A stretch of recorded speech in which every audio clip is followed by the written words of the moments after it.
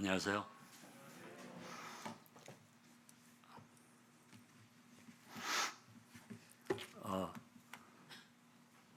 기독교에 저렇게 초청해 주셔서 감사를 드립니다.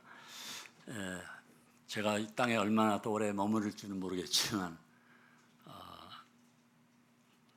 아무튼 이렇게 얼굴을 서로 볼 수 있도록 초청해 주신 것에 대해서 감사를 드립니다. 또 동티모르 갈 때 항공편을 마련해 주셔서 벌써 15년이 됐습니다. 동티모르는 비약적인 어떤 발전을 거듭하고 있고요. 아무튼 내일 자세한 얘기는 좀 드리기로 하고요. 오늘은 세미나라는 말을 딱 붙이니까 좀 부담이 되긴 하지만 주님께서 주시는 대로 교제하기를 원합니다. 먼저 마태복음 26장입니다.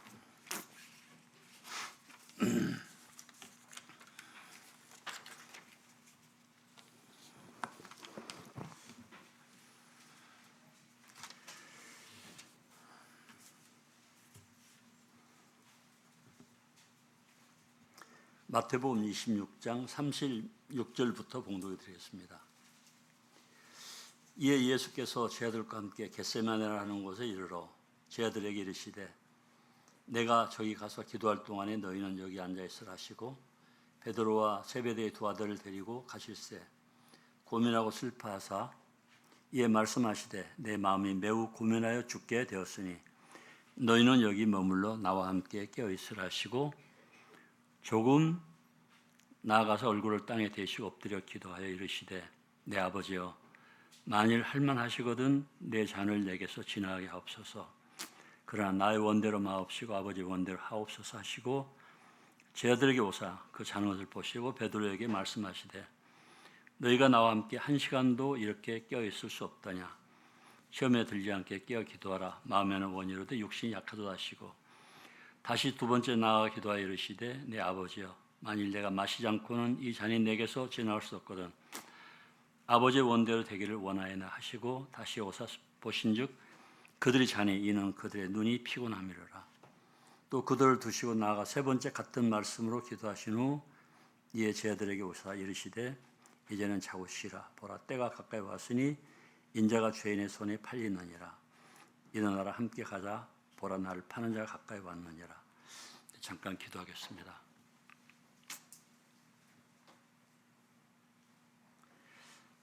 아버지 하나님, 저희들이 잠깐 머무는 세상입니다. 하나님께서 원래 아담을 창조하실 때에는 다른 계획이 있으셨지만 아담의 범죄로 인해서 저희가 저주받은 자가 되었고 예수 그리스도는 그 저주를 해결하기 위해서 십자가에 못 박혀 죽으시고 3일 만에 부활하심으로 인해서 새로운 천국의 길을 마련해 놓으셨습니다. 이 시간을 통해서 아버지께서 저희들에게 말씀하시고자 하시는 것을 성령님께서 인도해 주시고 저희들에게 유익한 시간이 되고 저희들 마음에 영혼을 사모하는 마음을 가질 수 있도록 도와주시옵소서. 살아계신 주 예수 그리스도 이름으로 기도했습니다. 아멘.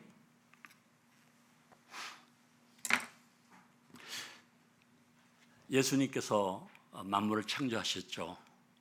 그리고 아담을 창조하였습니다. 그리고 예수님께서 이제 십자가 달려 못 박히시기 전에 겟세마네에서 기도를 하시기 위해서 저희들 데리고 겟세마네에 갔습니다. 여러분들이 다 잘 아시겠지만 이 지금 마태복음에 보면은 겟세마네란 말만 나옵니다. 이것이 어떤 곳인지는 잘 모릅니다. 그러나 누가복음 22장에 보면은 올리브산이 나옵니다. 그리고 요한복음 18장에 보면은 거기에 호술 냇가를 기드론 시내를 건너서 거기에 동산이 있다고 이렇게 나와 있습니다. 그래서 그 세 개를 합치면은 예루살렘에서 기드론 시내를 지나가면은 올리브산이 있고 감람산이라고 나오죠. 감람산 안에는 겟세마네라고 하는 요한복음 18장에 동산이라는 말이 나옵니다. 그래서 전부 다 합쳐가지고 마태복음 26장, 누가복음 22장, 요한복음 18장 합쳐서 기드론 시내에 나가면은 올리브 동산이 있고 올리브산이 있고 올리브산 안에 겟세마네 동산이라는 곳이 있다. 이렇게 요점을 정리하면 되겠습니다. 예수님께서 11명의 제자들을 데리고 이제 겟세마네 동산에 들어가 있습니다. 기드론이란 뜻은 어두운이라는 의미를 가지고 있습니다. 어두운 시내. 그리고 이 겟세마네라고 하는 곳은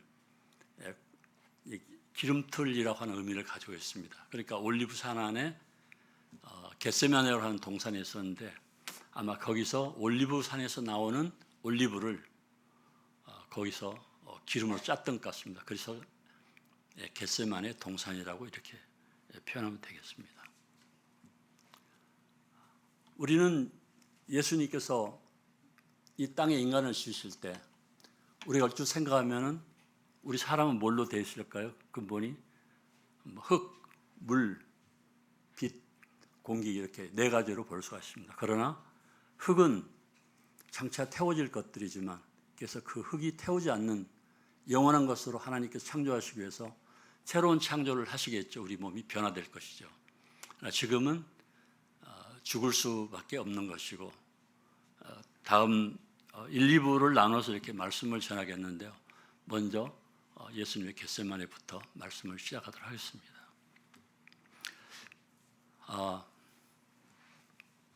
에덴에서 하나님께서 아담을 창조하시고 에덴 동산에서 그 머물게 했습니다.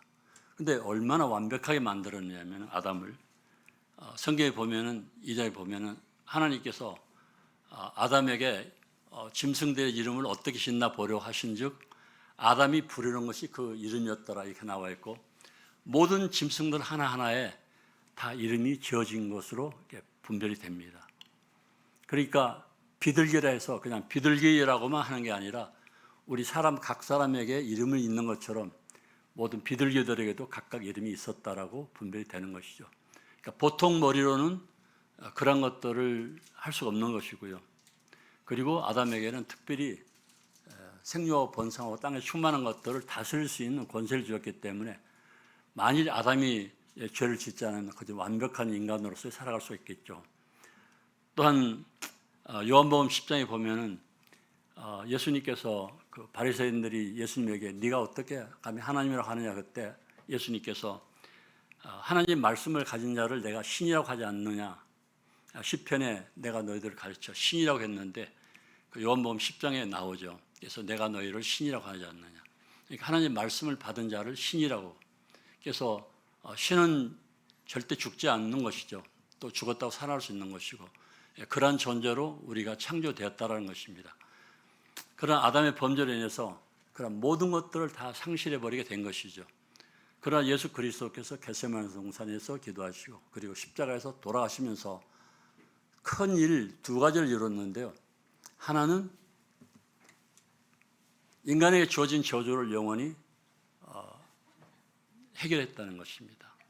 그래서 거기에는 조건이 있죠. 예수를 믿을 때 그 모든 저주가 해결된다는 것이죠. 그래서 갈라디아서 3장에 보면은 나무에 달린 자마다 저주 아래 있는 자라. 그래서 예수 그리스도 십자가에 지실 때 모든 문제가 해결되었고 그리고 죽은 지 사흘 만에 부활하심으로 인해서 마태복음 3장에 나와 있는 것처럼 회개하라 천국이 가까웠다.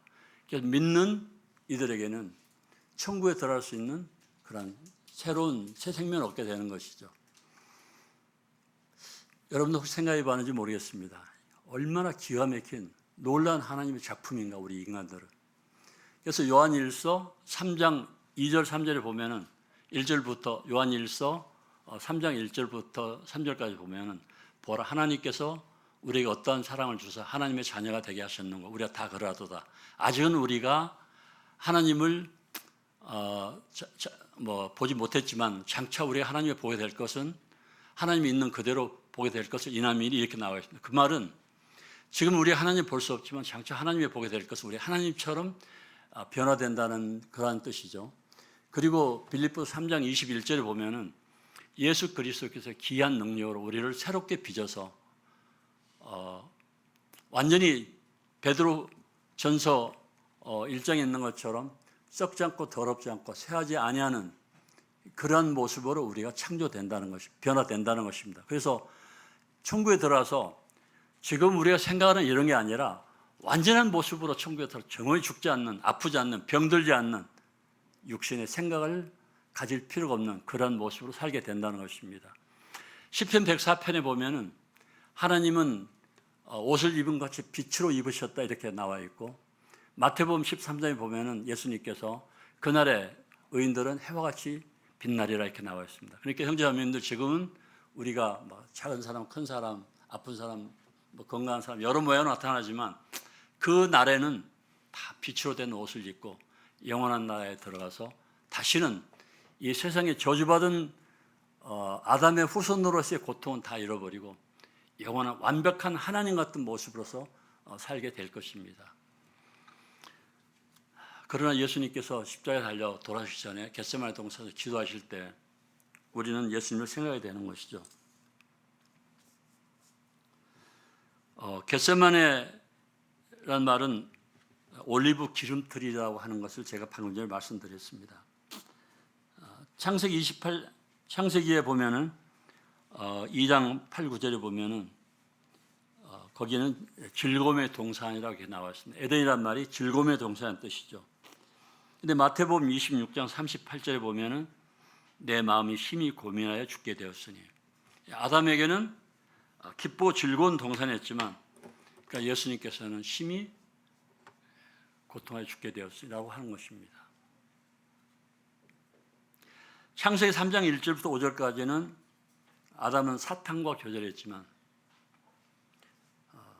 마가복음 26장 39절에 보면은 예수님은 아버지와 교절했습니다. 겟세마네 동산에서. 창세기 3장 4, 6절에 보면은 아담의 손에서 열매를, 이브의 손에서 열매를 아담이 받았지만, 그러나 마태복음 26장 42절에서 보면은 아버지의 손에서 쓴 잔을 받았다고 나와 있습니다.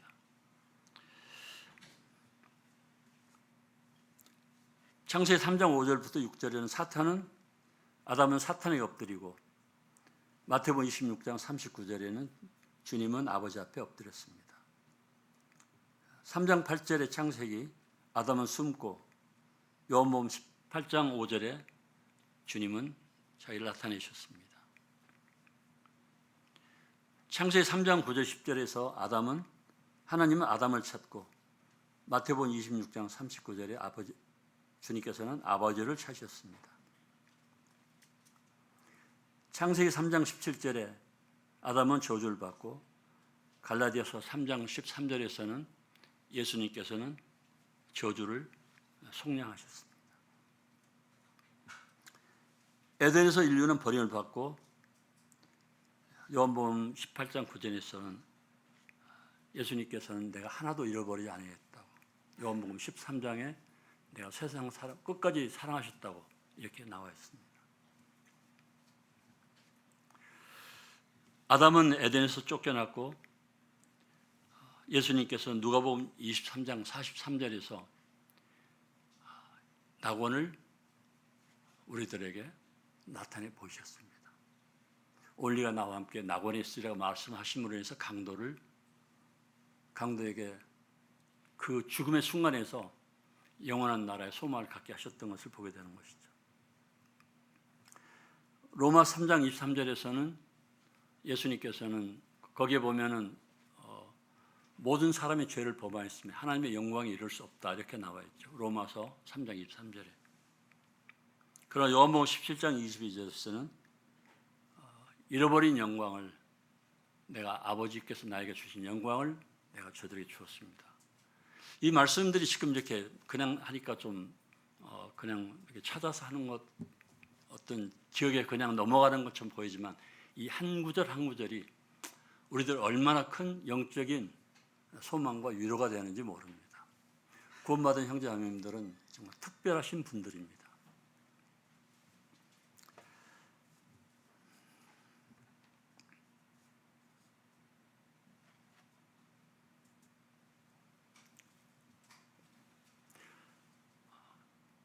예수님께서 제 아들을 데리고 겟세마네 동산에 들어가 있습니다.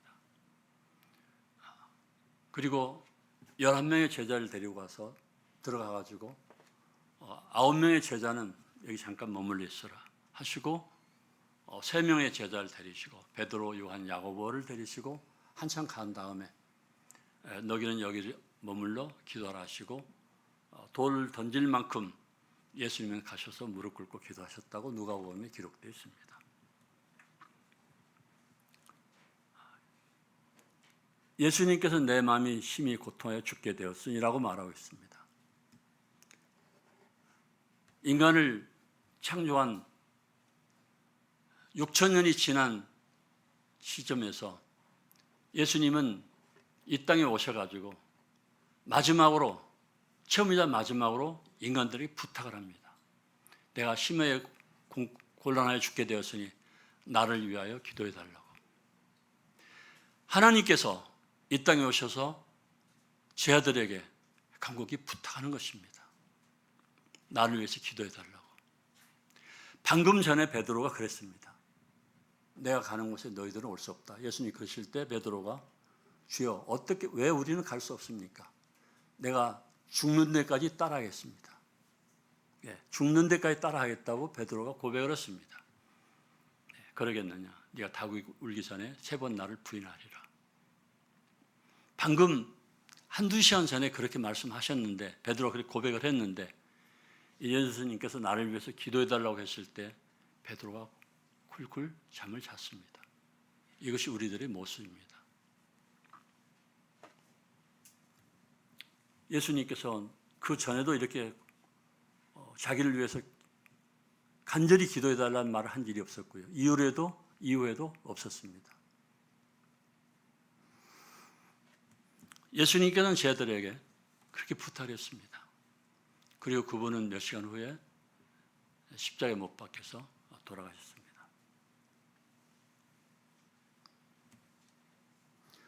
우리를 얼마나 사랑하시는지, 우리를 완벽한 인간으로 만들기 위해서 얼마나 그분이 애쓰셨는지, 그리고 그분 계획 속에 우리가 얼마나 위대한 존재로서 기록되어 있는지, 기억되어 있는지, 이런 내용들을 알면 알수록 더 감사가 되고 더 헌신하게 되는 것입니다. 우리는 장차 다 모든 것을 놔두고 그리고 우리 영원히 낙원에 들어가게 될 것입니다. 마태복음 잠깐 보도록 하겠습니다. 마태복음 3장입니다.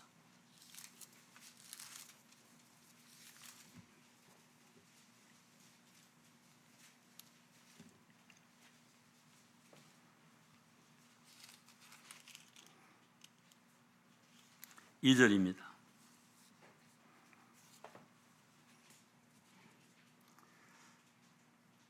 마태복음 3장 2절에 회개하라 천국이 가까이 왔느니라 하였으니, 천국이라는 말이 나옵니다. 예수님의 에덴 동산에서 갑자기 천국으로 하니까 1, 2부로 나눠서 지금 2부째로 들어가는 것입니다.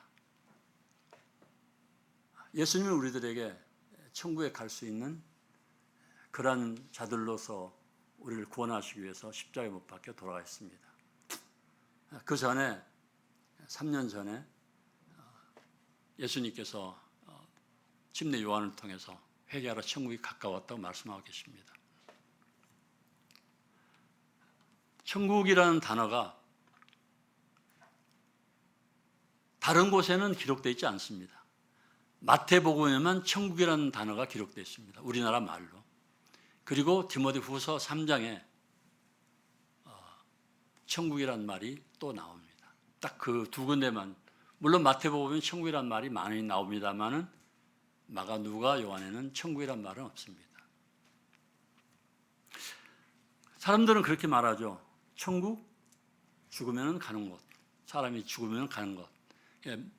믿는 사람들은 당연히 가는 곳이지만 믿지 않는 사람들도 죽으면 천국으로 가기를 소원합니다. 그래서 어머니가 이제 천국에 들어가서 쉬신다, 또 아버지가 천국에 들어가셨다, 믿지 않는 사람도 그렇게 말합니다. 그리고 아주 못돼 먹은 사람들에게는 지옥을 간다라고 말합니다. 성경에서는 신명기 그리고 열왕기상, 역대하 6장 그리고 느헤미야 그리고 고린도후서 12장에서 천국은 어떤 것인가 이렇게 말할 때 천국은 삼층천 하늘로 되어 있다라고 말합니다. 그게 정확한 뜻입니다. 그래서 1층은 우리가 보는 동티브 말하면 솔라 시스템하라고 그러는데 솔라 시스템 그러니까 태양계 말하는 것이죠. 그 태양계까지가 1층 천 하늘입니다. 그리고 이스라엘 사람들이 그렇게 말하는 것입니다. 물론 성경에도 그렇게 기록되어 있습니다. 자세하게는 기록이 안 됐지만 일단 3층 천 하늘이 되어 있는데 잠깐 한번 보도록 하겠습니다. 역대하 6장입니다.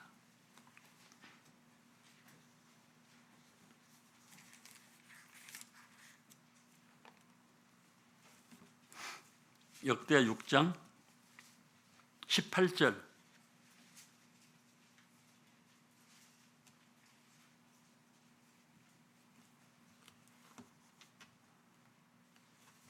예, 17절부터 제가 봉독해 드리겠습니다. 역대하 6장 17절 그런즉 이스라엘의 하나님 여호와여 원하건대 주는 죄종 다윗에게 하신 말씀이 확실하게 하옵소서. 하나님이 참으로 사람과 함께 땅에 계시리이까 보소서.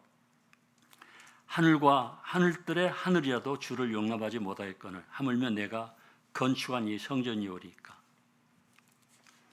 하늘은 3층 천으로 되었는데 하늘과 하늘들과 하늘이라고 되어 있습니다. 그래서 첫 번째 하늘은 단수로, 두 번째 하늘은 복수로, 세 번째 하늘은 단수로 되어 있습니다. 하늘과 하늘들의 하늘. 그래서 우리가 보는 태양계 안쪽에 있는 하늘을 스카이라고 해서 1층 천 하늘이라고 이렇게 얘기합니다. 그럼 2층 천 하늘은 바로 태양계를 벗어난 우주. 그래서 은하계, 여러 개 은하계들을 가리켜서 하늘들이라고 이렇게 말하고 있습니다. 그리고 그 은하계를 벗어난 곳에 마태복음에 보면 heaven, kingdom 이렇게 또 나와 있고 그리고 디모데 후서 3장에서도 heavenly kingdom 이렇게 나와 있고 누가복음에는 God of kingdom 이렇게 나와 있습니다. 그러니까 하나님의 왕국으로 이렇게 표현이 되어 있는 것이죠. 또 하나님 나라로 표현되어 있고요. 어떻든 간에 장차 우리가 갈 곳은 이 하늘나라입니다. 네, 천국은 그러면은 어떤 모습으로 되어 있는 것인가 나눠볼 때 천국은 이제 포괄적인 것으로 천국이라 하는데 하나님 나라 그 안에 낙원이 있습니다. 우리가 죽으면은 지금 어디로 가겠습니까? 지금 믿는 영혼들이 죽으면은 다 천국으로 간다고 생각하지만 그런데 성경에 보면은 죽은 영혼이 천국 간다기보다는 낙원으로 간다는 것이 바른 분별이라고 생각을 합니다. 왜냐하면 강도가 누가복음 23장에서 강도가 십자가에서 예수님이 그랬죠. 한쪽 강도가 주여 당신의 나라 임하실 때 저를 기억하여 주시옵소서.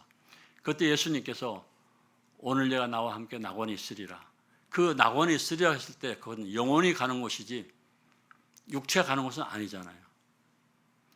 또 고린도서 12장에서 사도 바울이 내가 3층 천에 갔다 왔다고 이렇게 기록하고 있거든요. 물론 거기는 내가라고 아니고 3인칭 다른 사람 누군가가 3층 천에 갔다 왔다고 얘기하고 있는데 그건 사도 바울이죠. 3층 천에 가서 예수 그리스도를 만나고 온 것이죠.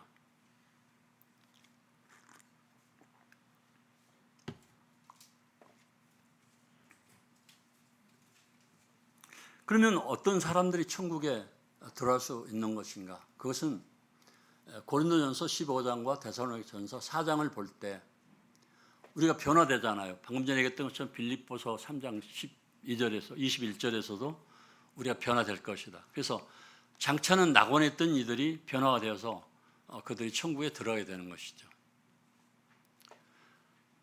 그래서 우리는 상상할 수 없는 완벽한 인간으로서 빛의 옷을 입고 빛 가운데서 영원히 살게 될 것입니다. 그런가 하면은 지옥을 말하고 있잖아요. 또 지옥을 말하잖아요. 그 지옥도 역시 포괄적으로 이렇게 생각해 볼 수가 있는데 지옥도 여러 부분으로 나뉘어 있습니다. 아주 쉽게는 요한계시록 15장 20장 요한계시록 20장 14절에서 장차 음부도 불못에 던져지더라 이렇게 나와 있거든요. 그리고 부자가 죽었을 때 그는 음부에 들어갔다 나와 있거든요. 그러면 낙원과 음부는 믿는 영혼들이 가는 곳이 낙원이란다면은 믿지 않는 영혼들이 가는 곳이 음부라고 하데스, 그러니까 우리나라 말로는 저승역 같은 곳인데 거기서 믿지 않는 영혼들이 가서 대기하고 있는 것이죠. 그 영혼들이 나중에 죽지 않는 몸으로 변화돼서 불못에 요한계시록 20장 15절에 나와 있는 불못에 던져지게 될 것입니다. 얼마나 끔찍한 일인지 모릅니다. 한 번 들어가면 다시는 나올 수가 없는 그런 곳이죠.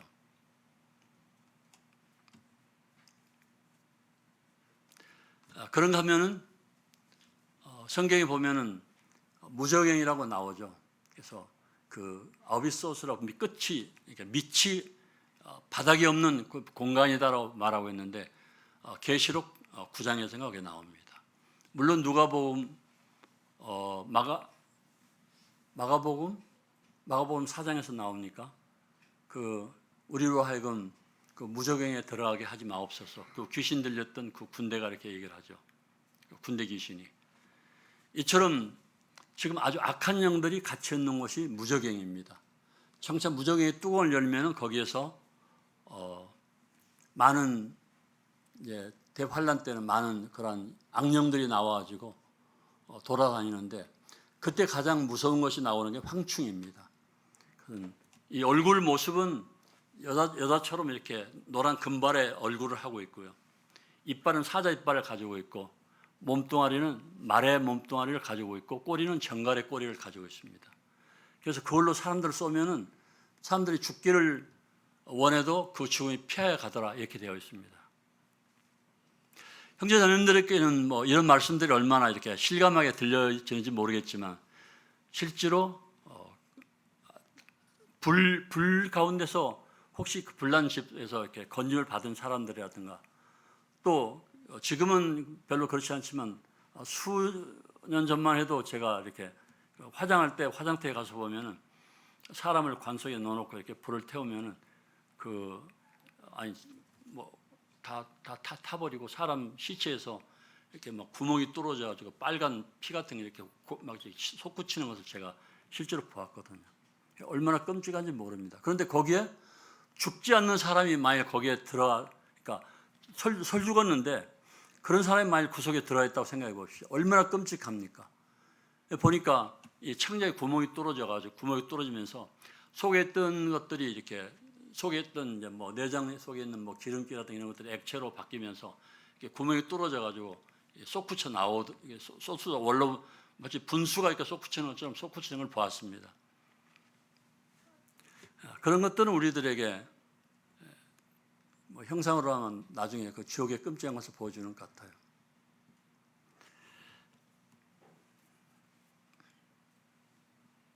그래서 예수님께서 원수를 사랑하라 이렇게 말씀하셨는데 우리 원수 사랑하기가 쉽지 않죠.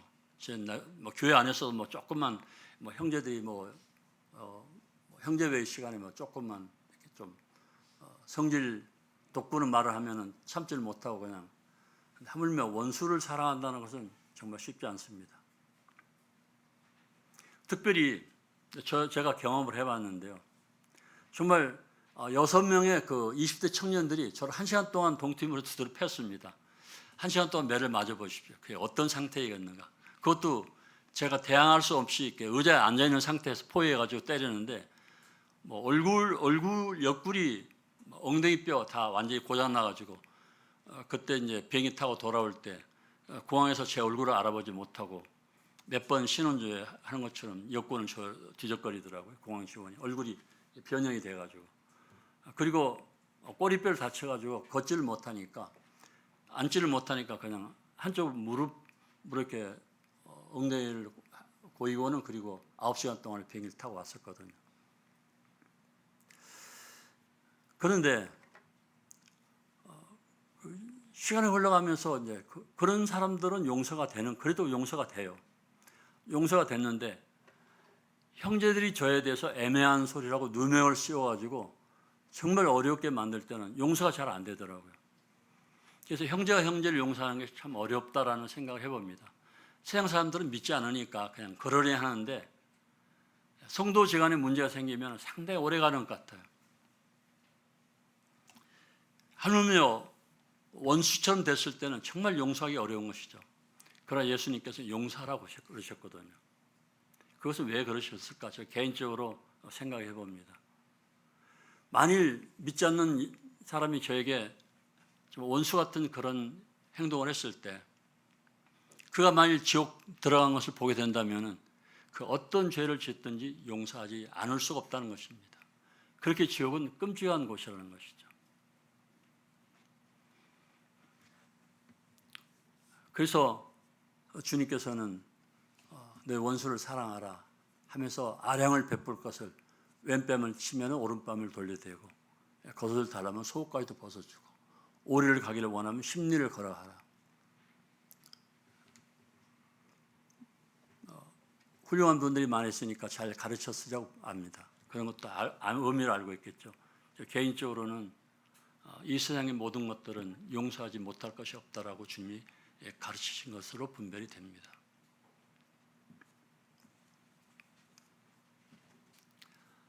주님께서는 살아계실 때 많은 눈물을 몇 번 흘리셨습니다. 얼마나 영혼들을 사랑하셨는지, 우리 속에 그러한 주님의 사랑이 있는지를 생각해 보시기를 바랍니다. 그래서 내 이웃과 또 나와 뭐 좋은 관계든 나쁜 관계든 상관없이 그들을 사랑하고 그리고 그들에게 복음을 전해야 되는 게 우리가 호흡하고 있는 이 땅에서 우리가 해야 될 일이라고 생각을 합니다. 논산교회 있을 때 일입니다. 대전 동북교에 있는 형제가 저한테 부탁을 했습니다.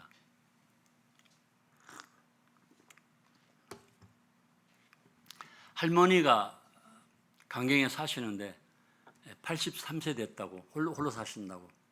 그래서 그 논산하고 강경하고 8km 거리인데 저보고 가서 할머니한테 복음을 좀 전해달라고 그러더라고요. 할머니는 천주교 다니는 분이셨습니다. 저희가 할머니한테 갔습니다. 그래서 할머니한테 갔더니는 할머니가 뭐 이런 얘기 저런 얘기 하다가 그렇게 말씀하시더라고요. 어쩌게 시커먼 사람들이 둘이 왔어. 그래가지고 집을 여기저기 기웃기웃 하다가 가길래 아니 남의 집에 왔으면 인사를 해야지.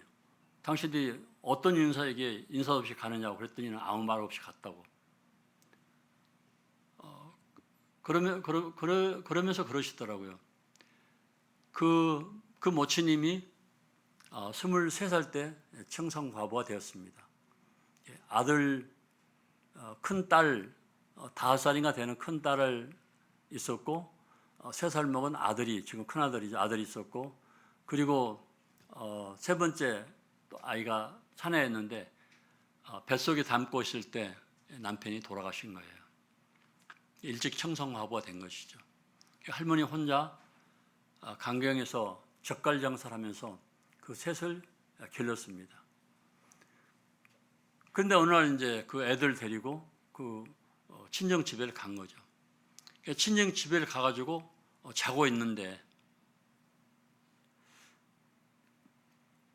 한밤중에, 옛날에는 지금 젊은이들은 전혀 상상이 안 할 겁니다.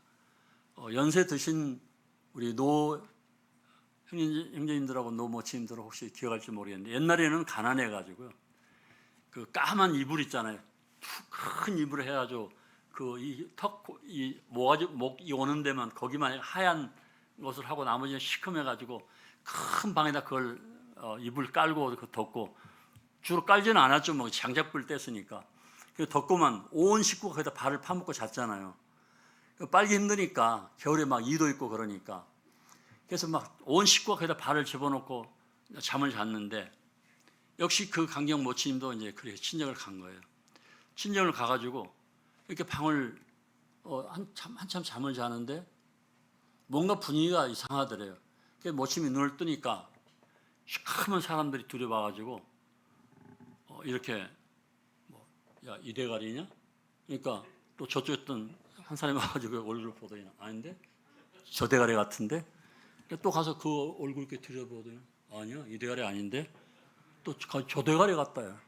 이 대가리 저 대가리 찾다가 모친이 아버지한테 와가지고 야 이 대가리 같다 그러니까 한 사람이 또 어디 보더니 아 이 대가리네. 이 대가리라는 소리를 들으면서 모친님이 아버지를 보니까 아버지가 눈물을 쭉 흘리면서 운명하시더라는 거예요. 그래서 엄마를 막 흔들어 깨우면서 엄마 일어나봐 빨리 일어나봐. 그랬더니 엄마가 야 너는 피곤하지도 않냐? 왔으면 그냥 잠이나 하지 왜 이렇게 한밤중에 깨우고 난리야. 엄마 아빠 이상해 빨리 불 켜봐. 그래서 촛불을 호롱불을 켜가지고 이렇게 아버지 얼굴 이렇게 되니까 아버지가 눈물을 쭉 흘리면서 운명하시더라는 거예요. 그래서 그날 이제 복음을 열심히 전했습니다. 정말 열심히 전했습니다. 모친님이 시인했어요. 그 다음 주에 갔더니는 오늘 목사님이 오시려고 그랬는데 저번에 목사님이라고 그랬거든요. 목사님이 오시려고 그랬나? 어제는 하얀 옷을 입은 분들이 두 분이 와가지고 이렇게 둘러보고 갔다고. 예, 그런 얘기를 들었습니다. 또 그 대전 대덕교회 박우상 형제님이 얘기를 하는데 아주 세상 말로 하면 꼴통 할아버지가 계셨대요. 할머니는 교회를 다니셨는데 이 할아버지가 아주 성격이 개팍해 가지고 전혀 말도 못 붙이게 하고 교회란 얘기도 못하게 하고.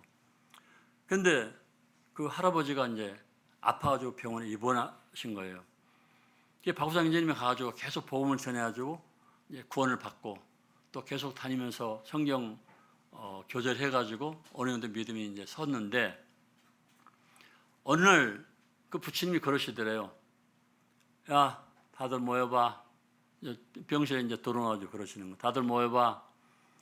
그러니까 아버지 여기 다 왔는데 누가 안 왔어요? 그러니까 빨리 불러. 그래서 내일 오라고 그래가지고 이제 그 뒷날 가가지고 다 모이니까 아버지 하는 얘기가 다음 주 목요일 날 오전 10시에 나 회의하러 가야 돼. 그러더래요. 그러니까 자식들이 아이고 아버지 건강이나 빨리 회복하세요. 회의는 무슨 회의예요? 어디를 회의하러 간다고 그러세요? 건강이나 빨리 회복하세요. 그랬더니 아니야.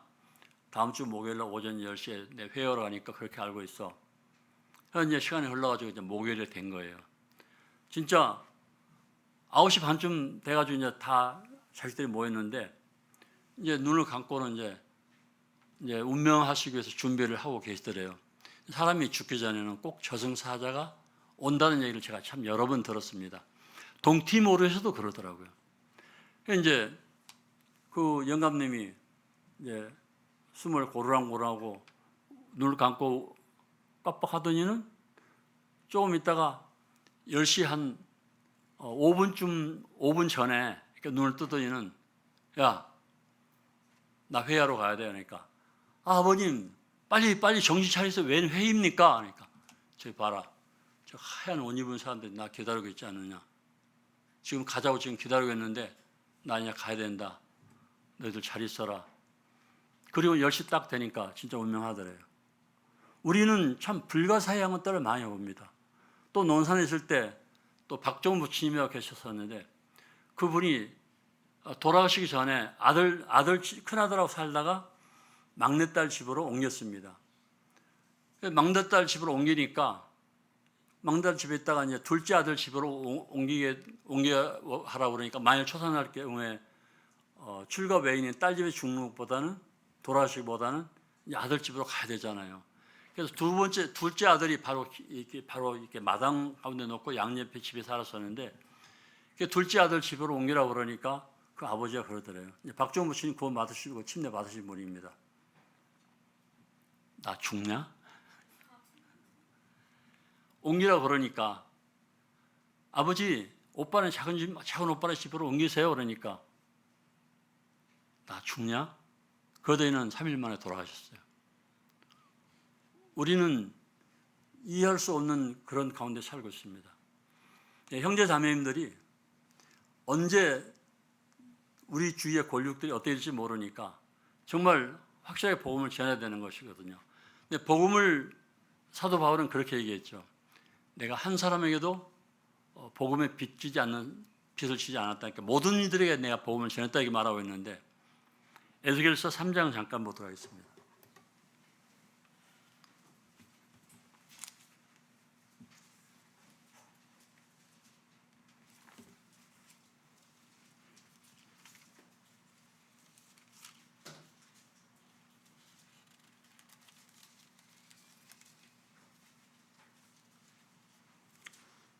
에스겔서 3장 16절입니다.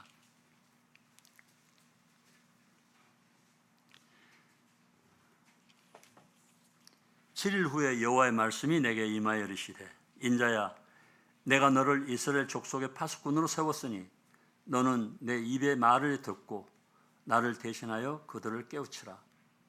가령 내가 악인에게 말하기를 너는 꼭 죽으리라 할 때 내가 깨우치지 아니하거나 말로 악인에게 일러서 그의 악한 길을 떠나 생명을 구원하게 하지 아니하면은 그 악인은 그 죄악 중에서 죽으려니와 내가 그의 핏값을 내 손에서 찾을 것이고 내가 악인을 깨우치되 그가 그 악한 마음과 악한 행위에서 돌이키지 아니하면은 그는 그의 죄악 중에서 죽으려니와 너는 내 생명을 보존하리라.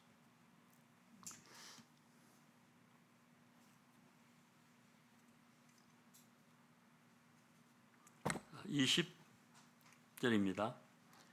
의인이 그의 공의에 돌이켜 악을 행할 때에는 이미 행한 그의 공의는 기억할 바 아니라 내가 그 앞에 거친 옷을 두면 그가 죽을지니 이는 내가 그를 깨우치지 아니했습니다.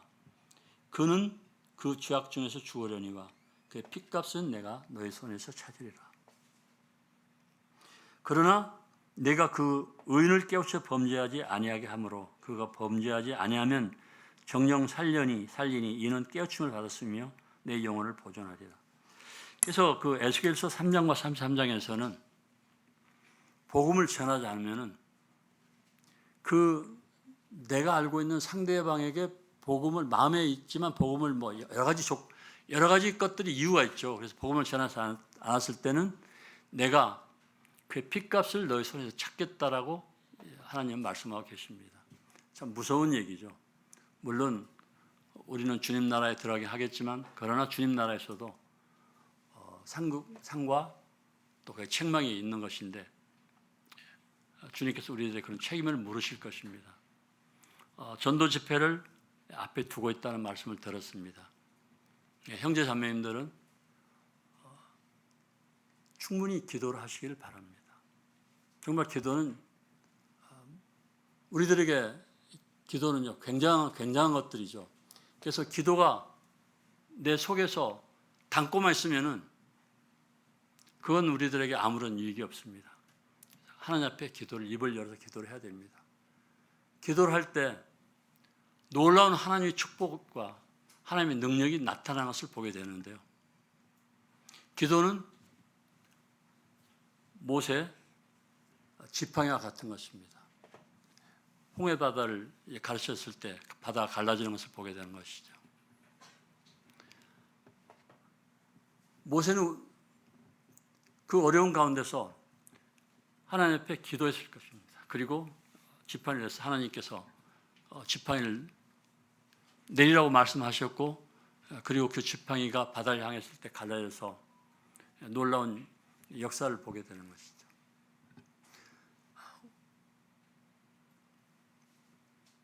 기도는 죽은 나사로를 살려내기도 하시고요. 또 기도는 노아가 방주에서 비둘기를 날려보냈을 때 올리브 나무 이파리를 물고 오는 것 같은 그런 기쁨을 우리들에게 보여준다는 것입니다. 그러나 기도조차 하지 않는다면 정말 성도들이 하더라도 영적으로 어려운 분들인 것이죠. 기도해야 됩니다. 제 누이를 주님 앞으로 인도하기 위해서 25년 동안 기도했습니다. 저희 장모님을 주님 앞에 인도하기 위해서 7년 동안을 밤낮으로 기도했습니다. 기도했을 때 그 7년 됐을 때 그의 3명의 영혼이 주님 앞에 돌아왔습니다. 한 분은 제 장모님이시고 또 한 분은 우리 자매 학교 어릴 때 선생님이셨습니다. 네, 그 선생님에게 저희들이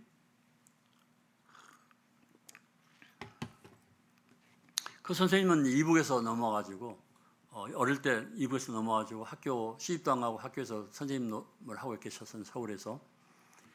근데 제가 불교 생활할 때 그분은 장로교에 다니셨습니다. 그래서 제가 구원받고 나서 그 선생님에게 물어봤습니다. 선생님이 구원받아야 됩니다. 그랬더니 듣지도 않아요. 너희들 불교 생활할 때 나는 벌써 예수님을 내가 천년 때부터 믿고 있었는데 뭐 이제 와가지고 뭘 너희들이 믿나 나보고 구원받으라 그러냐 이런 것이죠. 그래서 나중에 제가 물어봤습니다. 혹시 선생님은 성경을 읽으면 깨달음이 오십니까? 마치 아버지가 자식의 편지를 써서 주는 것을 읽는 것처럼 그렇게 느낌이 옵니까? 하고 물었더니는 글쎄 너희들은 그러나 그런데 나는 그런 게 없다 그러더라고요. 그럼 왜 그런 게 그럼 어떻게 주일학교를 가르치십니까? 그랬더니는 책꽂이에서 교재를 꺼내가지고 그걸 준비해 가가지고 일요일 날은 애들 가르친다고 그러더라고요. 그럼 하나님의 말씀을 듣지도 못하고 보지도 못하는 것이죠. 그 속에 영이 없으니까 깨달음이 없는 것입니다. 그래서 저희가 그런 그 서울 도봉교에서 허윤 형제님 그때 강사로 가셨었는데 도봉교에서 그 전도 집회를 하니까 딱 3일만 참석해 주십시오. 차는 저희들이 제공해 드리겠습니다 하고 서울에 있는 형제님에게 부탁했더니 형제님이 3일 동안 차로 운행해 드렸습니다. 3일째 되는 날 그분이 구원을 받고 나중에 저희들 만났을 때 이제야 성경이 깨달아진다고 그러시더라고요. 얼마나 놀라운 일입니까? 기가 막힌 일인 것이죠. 동팀으로 왔을 때 95세 된 할머니를 만나 제가 이제 저기 뭐 동영상에 나오지만 95세 된 할머니입니다. 예, 서로 대화가 잘 안 되죠. 근데 이제 데려왔던 형제 보고 이제 모친한테 복음 전하라고 그랬더니 형제가 이제 복음을 전하더라고요.